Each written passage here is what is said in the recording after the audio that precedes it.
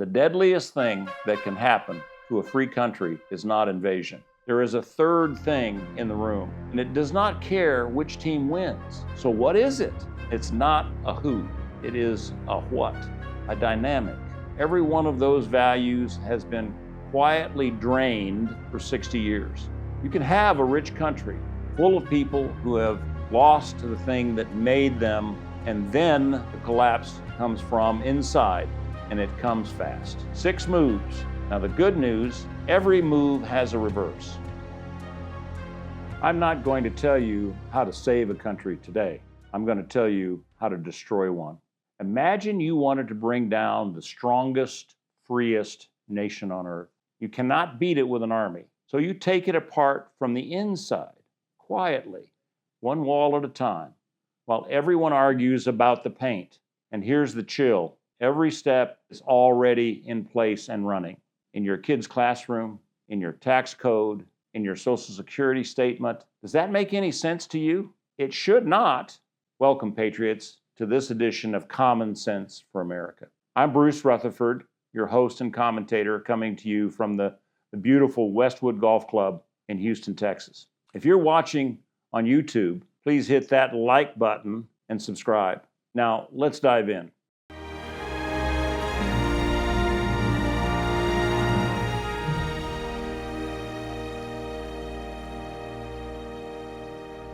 This is the start of a new series of podcasts that I think you will find very enlightening. Let's get into it. First, the progressive view of our society today, presented fully because it's a serious argument. America's founding was not clean. 3/5 of a person were counted for political power. More than half the country could not vote until 1920. Whole communities were locked off from the economic ladder. When the left pushes to change our institutions, most are not wrecking it, at least not in their mind.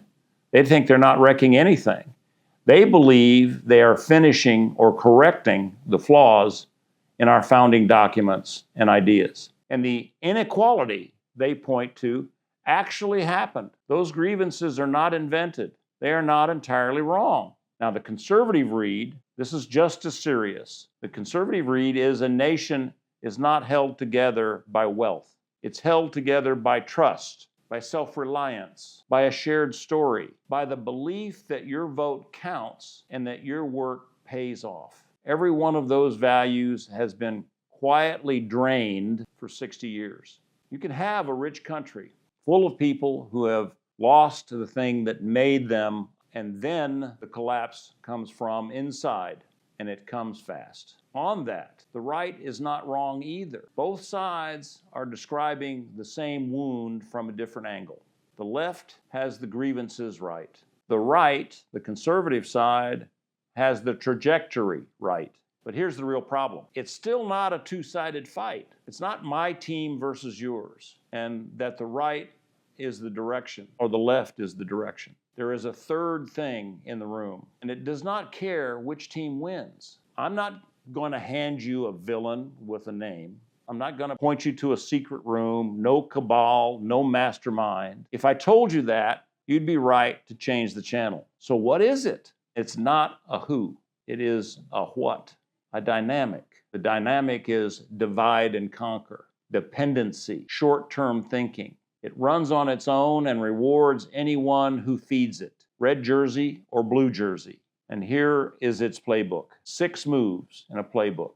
Move number 1, divide them. Cut one people into a dozen groups, teach them to fear each other, and you do not need a majority vote. Just the biggest slice of that pie, a plurality vote. This is identity politics. And it is first in this playbook because everything else gets easier once a nation stops seeing itself as one people. Move 2, make them dependent. Build well-meaning programs where the family that works ends up worse off than the family that does not work.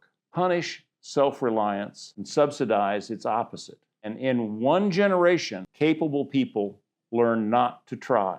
Thomas Sowell spent a career on this. The unintended consequences of well-meant programs. Now, move number 3, punish the producers. Tax a man hardest for building something. Then tell the country that nobody honest could earn that much. Make achievement shameful. And a country ashamed of its builders stops building. Move number 4, capture the classroom. Own the room where the next generation first hears the arguments. Take the universities, they shape the teachers shape the kids, and 20 years later, you have won a revolution without firing a single shot.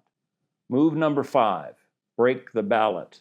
You do not have to steal elections. You just have to make people believe that they can be stolen by anyone until the decent, busy citizens in the middle stay home. And when the mainstream checks out and stays home and does not vote, the fringe walks in. Now, move number 6, bankrupt the future. Do you know how close to bankruptcy we really are? Social Security is about 7 years from insolvency, with an automatic cut near 23% waiting at the end. Let that clock run in silence, and you set the generations at war with each other, young against old. Now you have move number 1, identity conflict, identity politics, all over again. 6 moves. Now the good news, every move has a reverse. Answer division with citizenship, the one identity that includes everyone. Make work always pay more than not working. Tax what people consume, not what they build. The American dream is real, and the people calling it a lie are selling you surrender. Meet the captured classroom with school choice and diversity of thought. Demand election integrity that both sides can trust. Fix Social Security like adults before bankruptcy comes. None of that is left or right. It's refusing to feed the dynamic. Here's what you need to remember. The deadliest thing that can happen to a free country is not invasion. It's the slow afternoon its own people stop trusting each other, stop relying on themselves, and stop believing the things worth defending. So who fixes that? The anecdote is not a man or a woman on a white horse. It's a citizen who can see the whole board. And that citizen is now you.